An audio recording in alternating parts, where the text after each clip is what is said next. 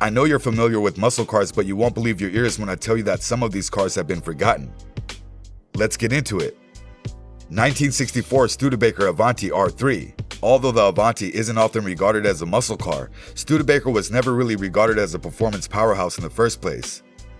However, the fiberglass Avanti was 2 years ahead of the Ford Mustang in terms of its large hood, short back deck, and 289 cubic inch V8 engine. After manufacturing officially ceased in 1964, Studebaker installed a Paxton supercharger on 9 V8s that had been enlarged out to 304 cubic inches and slipped them into the surviving Avantis. The end result was a rocket that could reach speeds of 171 miles per hour, making it the fastest production automobile in America, according to the firm.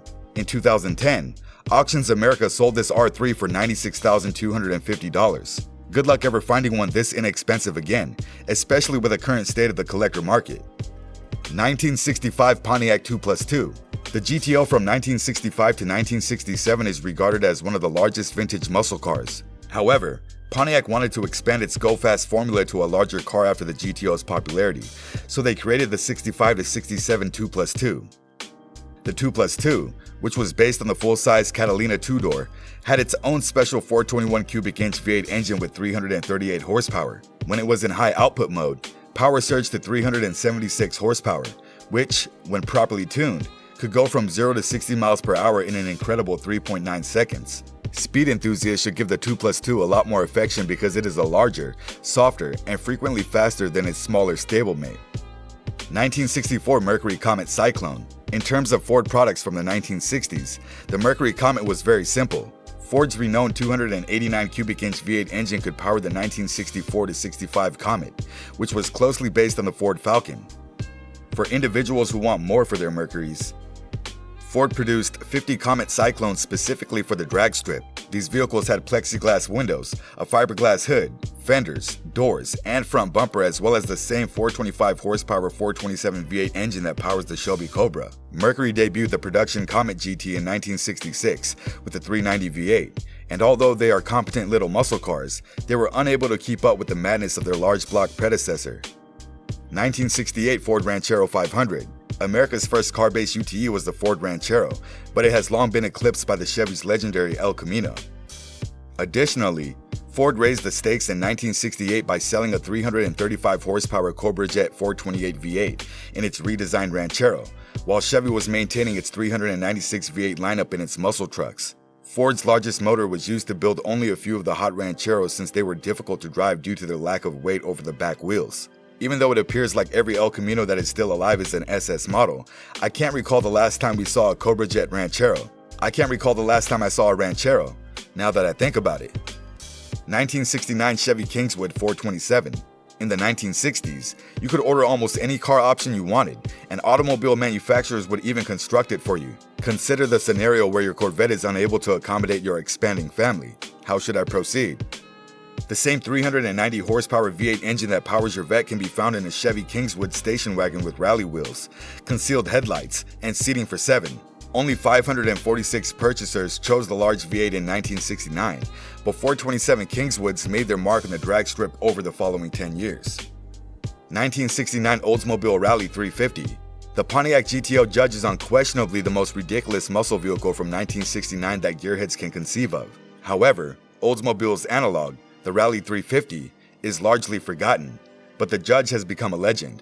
Similar to the Judge, at least initially, it had a fiberglass hood, color-matched wheels and bumpers, a spoiler, and was available in one crazy color, Sebring yellow.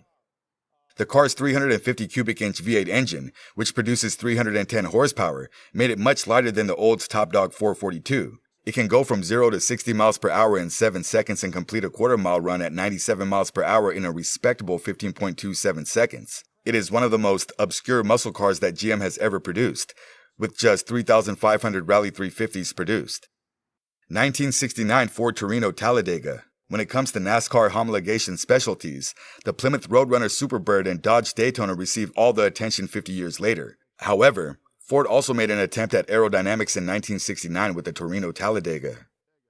Ford collaborated with the Holman Moody Race Shop to create a leaner, longer front clip and rear fascia for the vehicle, starting with the Torino Sports Roof. The Talladega was powered by the Boss Mustang's 429 cubic inch V8 engine and was refined in a wind tunnel, which was a relative rarity at the time. The slick cars won 29 races in the 1969 season, although Ford only produced 754 of them and they received very little advertising. Production ended in March. However, NASCAR was dominated by the 200-mile-per-hour Superbird in 1970, and the Talladega's prominence ended. In contrast to the beak-nosed Mopars, the Talladega are now gems on the collector market. 1969 Pontiac Grand Prix SJ. Although the second-generation Grand Prix is mostly renowned for helping to popularize the personal luxury coupe market, it was also one of the most stylish vehicles available when it first came out. The Grand Prix, which came with Pontiac's 428 cubic inch V8 engine with 390 horsepower, had a tall hood, a short deck, and the ability to go from 0 to 60 miles per hour in 6.5 seconds. It could also do the quarter mile at 97 miles per hour in 15 seconds. It was a huge hit for Pontiac at the Grand Prix because of its power and elegance. In a few years, any performance would be lost.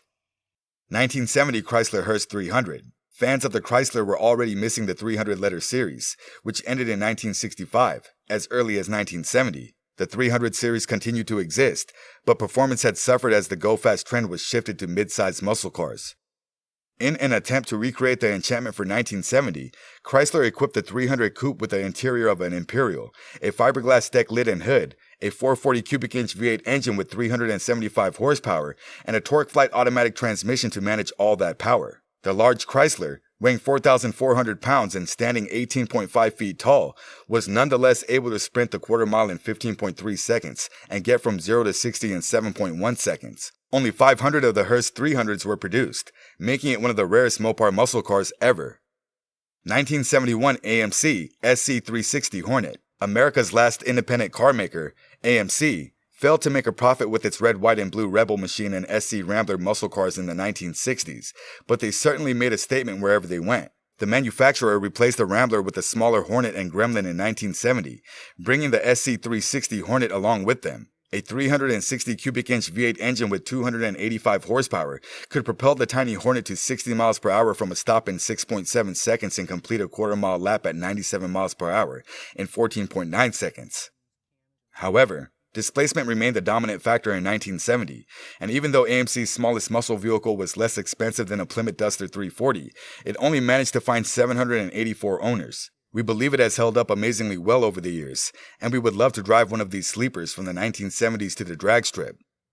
1973 Pontiac Astra. Few recall GM's initial attempt at badge engineering the Pontiac I's version, but everyone knows the rolling catastrophe that was the Chevrolet Vega. While Chevy was developing the disastrous Vega, Pontiac was developing a tiny vehicle of its own. The corporately designed Vega punched Pontiac's design, and if that wasn't terrible enough, the company was obliged to produce a barely disguised version of it called the Pontiac Astra. By 1973, GM had resolved most of Vega's issues, but the Astra was never a significant seller since it was too costly and poorly hidden.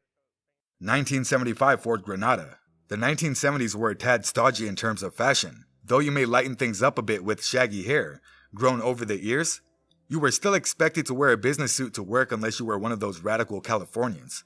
Or a broad tie, you hippie. The Ford Granada, which is erect, formal, and not totally at ease with itself, seems to us to be a reflection of those current trends. Although it sounds ridiculous now, the public of the 1970s must have purchased the Granada because Ford ads made frequent and then gratuitous comparisons to the Mercedes-Benz 280. Between 1975 and 1980, Ford sold around 1.8 million of these, not including the Mercury Monarch lookalike. These muscle cars gave us unforgettable memories in the 70s. I wonder why they have been forgotten in this present age. Maybe we don't appreciate powerful cars anymore. What are your thoughts about the list? Let's have your thoughts in the comments below. Thank you for staying through till the end. Be a legend. Hit the subscribe button and don't forget to watch our previous videos.